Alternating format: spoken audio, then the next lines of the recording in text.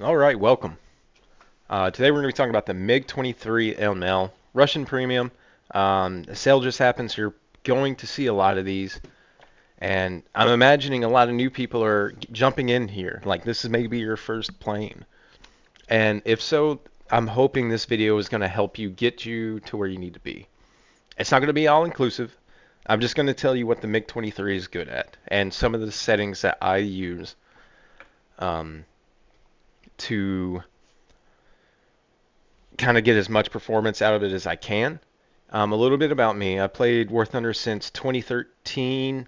I've taken quite large breaks here and there just because it's Warthunder and sometimes that is required for my mental health. But I have top tier American and I'm working towards top tier Soviet. I I just like playing American planes, honestly. But with the addition of the Su-27, that's absolutely murdering everything right now. I figured I would hop in and try to get on some of that. So I picked up the MiG-23 on sale. One thing to take note here in the just the first seconds of the battle, what you need to bind are the two keys. It's in mechanization for your controls. It is the wing sweep. And this is a good idea for any plane that has a wing sweep, excluding the Tornado. I mean, in reality, you really can't, you shouldn't dogfight in a Tornado. It's a missile truck through and through. But here, I take 30 minutes of fuel. Is it necessary? No. It's a little bit overkill, but I've been in a lot of fights in my time, and um, I hate it. I hate running out of fuel. I hate worrying about my fuel consumption in the middle of a fight, because that's what's going to cause you to lose the fight. One more thing. I have over a 2 KD in this plane right now. I can go up or down. I'm not saying I'm good. I'm just saying the plane is good when you use it the way it's meant to be used. It does have a radar, and the radar is fairly good at this BR, especially in a down tier. In an up tier, not so much. I would not take it BVR or beyond visual range in an up tier, where you climb up to 30,000 feet and start slinging missiles. For one, you only have two radar missiles, and they are very good. The R-24Rs are pretty solid. Um, but due to this not having a high altitude pulse Doppler mode, it's not worth it, in my opinion, in an up tier. Pulse Doppler, for guys that don't know, Pulse Doppler basically measures the difference between the ground and the speed of a target. So if a target is coming at you, the radar recognizes that the returns are coming in faster and faster. And that's how Pulse Doppler filters out ground clutter. Pulse Doppler is going to be used in head-on scenarios and also low altitude. The MiG-23 does have a Pulse Doppler mode, kind of. It's called MTI, which is Moving Target. I can't remember what the I stands for. Indication? Something like that. Basically, it's a low-frequency Pulse Doppler mode, and what I find with it is it's actually better than, say, like the F4S's Pulse Doppler mode. Because if you change your aspect, if you're in an F4S and your target changes aspect, you're probably going to lose them in Pulse Doppler because that speed difference is being negated. But in this, I find side aspect shots are very good. It's pretty difficult to notch, and because the R-24R is so fast, a lot of times they won't have time to notch it. So that's my favorite weapon on this aircraft. You also have the R-24Ts, which they're way more situational dependent. They can be very good, just because it's a IR missile. It doesn't give an RWR notification. You can fire it from a little bit less range than the R-24R, but still a pretty decent range, especially for an IR missile. My biggest gripes with it is that people can say someone's in a dogfight and you launch an R-24T, they may flare it unintentionally. And that's why I don't care for the R-24T. That's why I'd rather use R-24R. And the R-24R is pretty solid for head-ons. You will have a second to where it's at a reduced level of pull, but I think it's pretty close to a second where it starts pulling its full load, and it's very maneuverable. Not to mention, like I said, it's very fast. And then you also have 4 R60s. So the R60Ms, excuse me. The R60Ms are very good as well. I won't say very good. I will say 75% of the time they're able to be, one flared. Like they just tap their flare key once and it loses track. But that other 25% of the time, it sees its target and it doesn't care about flares. It just wants to kill it. It's kind of like the AIM-9L in that scenario, if you played with those before.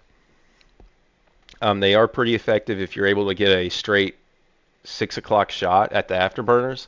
They can be pretty effective in that situation. The gun has I think it has like 250 rounds. It's not a lot, and it's very hard to aim because this aircraft doesn't pull a lot of AOA. And AOA is really just an aircraft's ability to point its nose. If full stick up and you're able to point your nose very quickly, like snappy is I guess the word I would describe it, you're in an aircraft that can pull a lot of AOA and will lose a lot of speed in a turn fight. And this is where I'm going to shout out Growling Sidewinder. I'll leave his channel in the description of this video. He's taught me a lot about basic fighter maneuvering, BFM. And he's going to be he primarily plays DCS, but a lot of the tactics come over to Warthunder. Like they still apply. One thing you're going to learn is if you do that, delta wings like Mirage specifically, F4S, even though it's not a delta wing, it still bleeds a ton of speed. Those guys are going to favor what's called a one circle fight.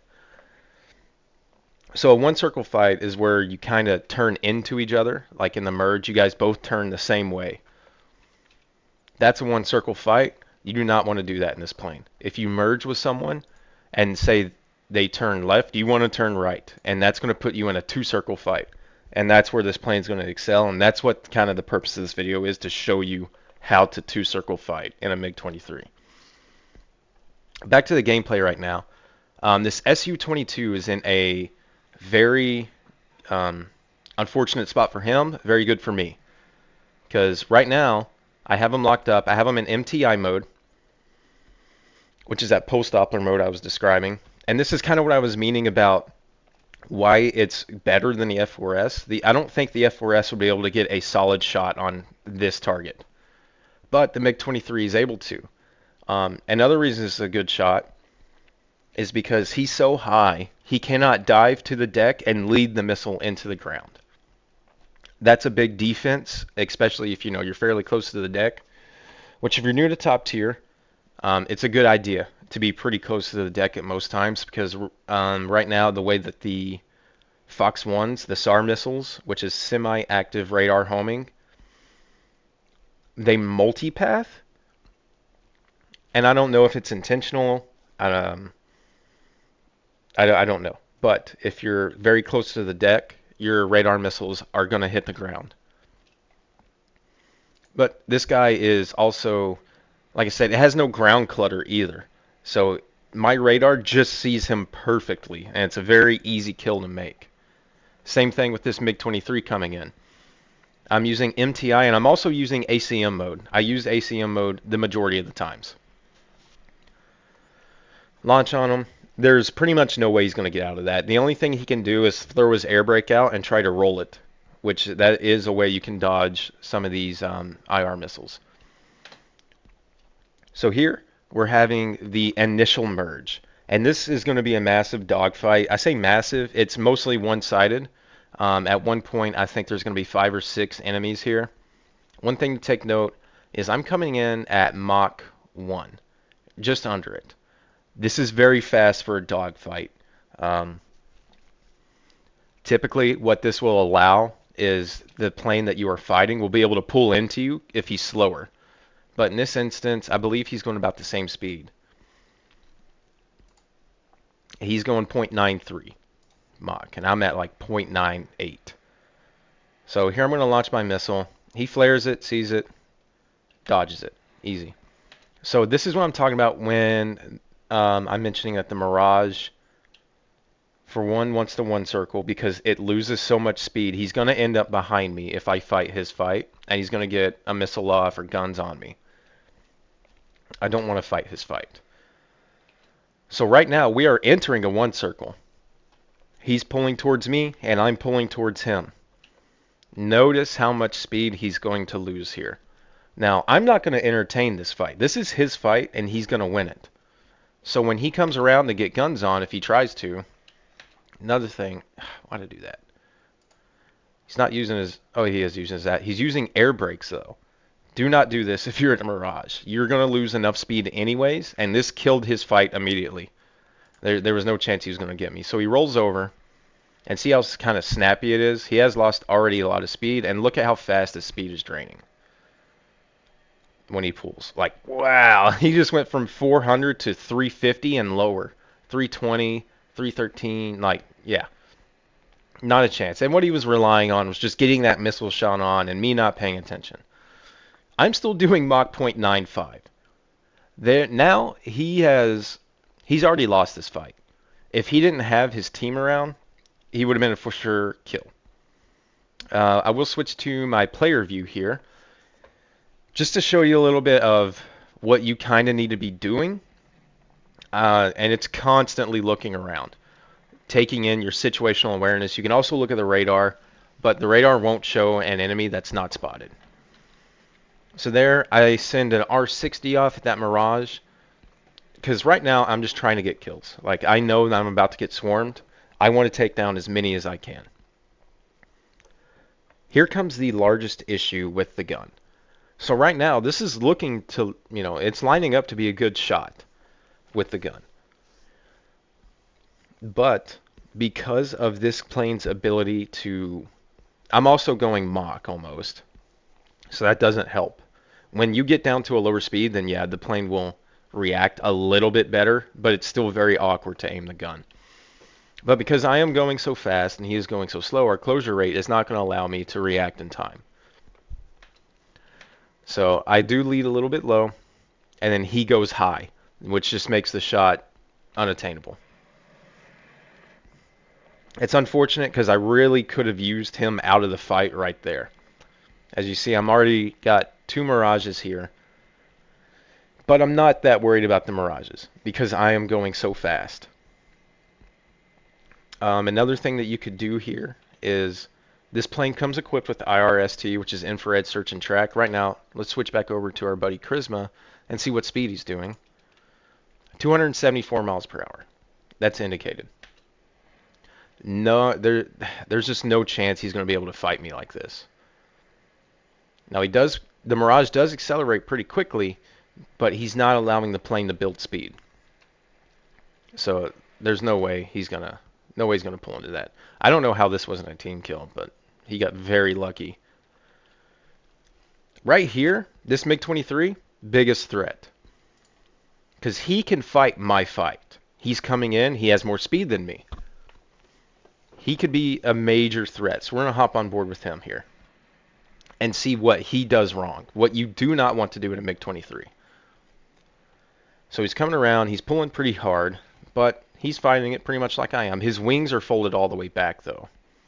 At this point, if I'm under Mach and I'm intending to be in a turn fight or a rate fight, I want my wings out as far as they'll go. You are in semi-auto, so the plane does have limitations on how far the wings will go out.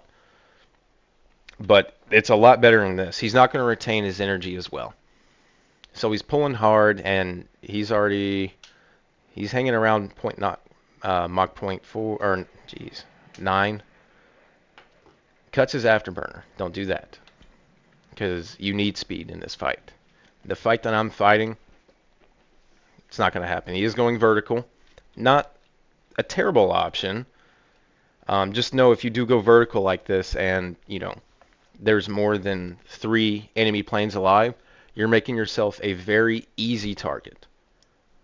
If you're in a 1v1, like you guys are the last ones in this fight, Yeah, sure. Go vertical.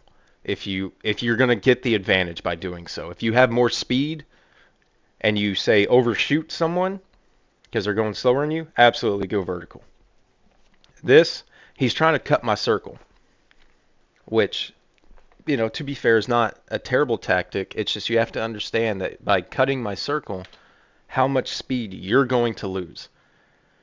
He's not using his afterburner. I'm assuming these guys are all conserving fuel. I'm not really sure.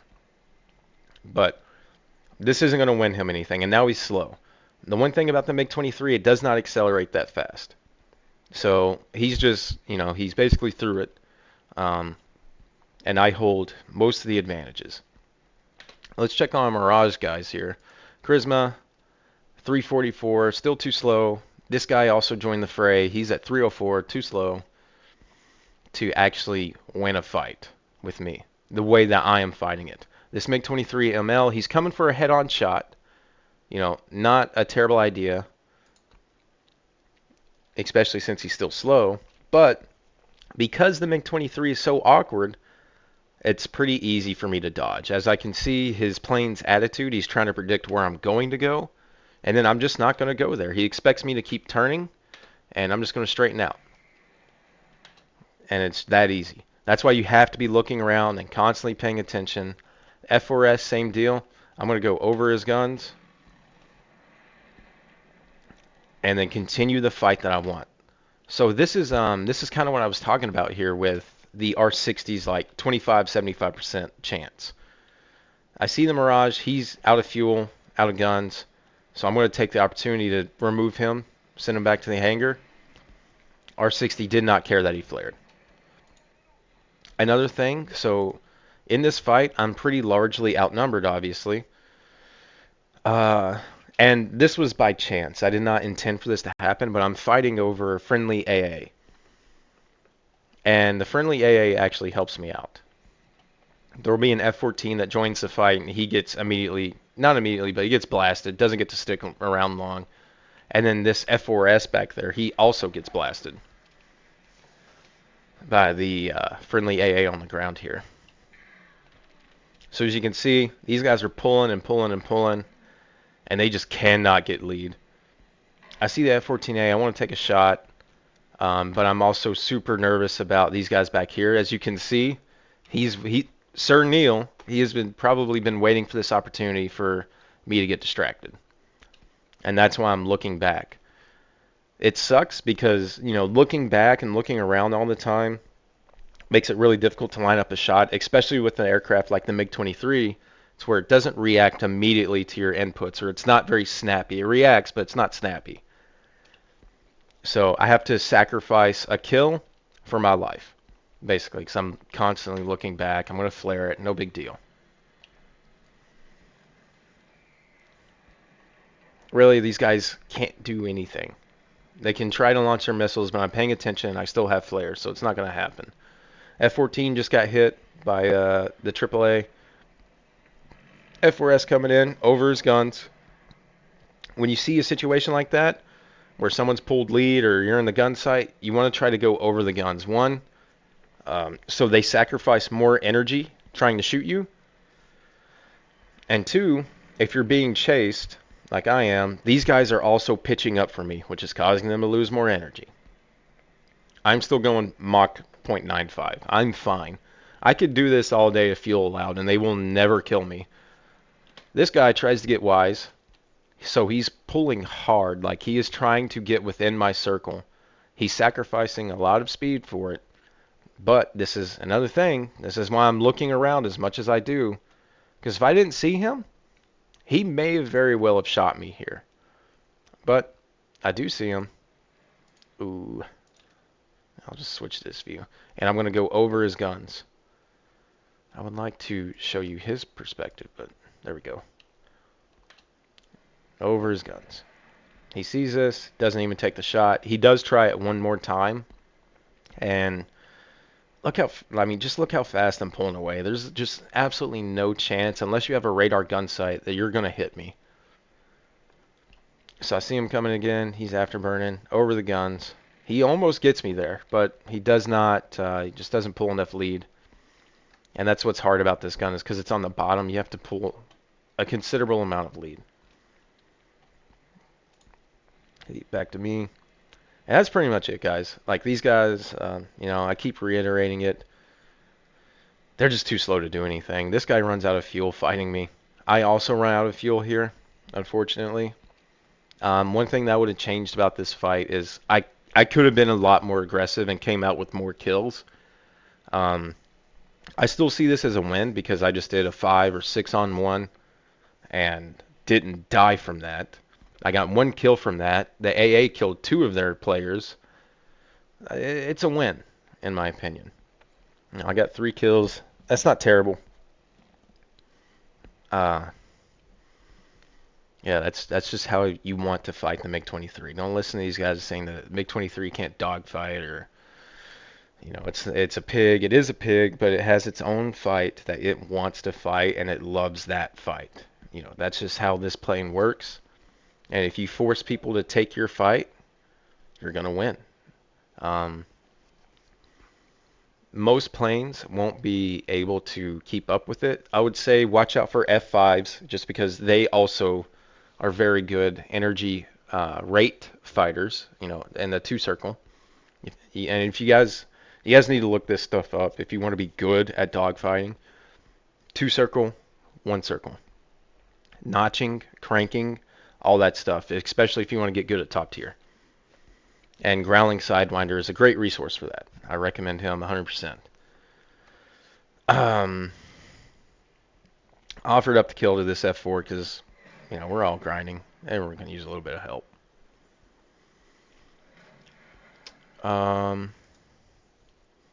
What is worth talking about? I had something to say. Shit. Yeah, that's it, guys. That's how you fight with the MiG-23. You keep them slow, and you stay fast. When you do that, you'll come around on them. I've done it to F-15s before that just try to pull and pull and pull, and they lose too much speed. And next thing you know, you're coming around the circle on them, and they can't do anything because they're slow. Anyways, I hope you guys enjoyed the video. I hope you guys learned something. If you got a question or something, just drop it in the comments. I'll get back to you. Oh, I remember. Don't go fucking bombing in these fighters. I see F-16s, F-5Cs going bombing, and it's a waste of time. No one grinds for a top tier bomber. You grind for the top tier fighter, the king, the fucking dog, the dog that eats all the other dogs. So these guys that bomb and get their way to the top tier fighters or whatever, they're dog shit. And this is not all inclusive, obviously. There are some guys that know what they're doing that just prefer to bomb because it's more consistent. I understand that. At the same time, if you are unsure of how to do a dogfight or what your strengths are in your plane, you need to find out. You need to understand BFM if you want to do good. I mean, if you want to help your team, if you want to do good, you want to win more matches, RP, Silver Lions, whatever it is that motivates you, you have to actually fight in the planes. You can't just run bombs all the way up. You can, but you're going to be bad. And you're not going to have fun when you get the plane that you want because you don't know how to fly it. You don't understand, like, 1-circle, 2-circle, what planes are good at which, stuff like that. You're not going to be able to, you're going to have to do a lot of learning once you get the planes you want. That's my advice. If you buy one of these fighters, use it as a fighter.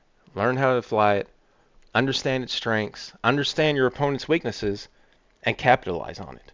That's exactly what makes this game, addicting to me, is outplaying someone who just thinks that they can hold W and win.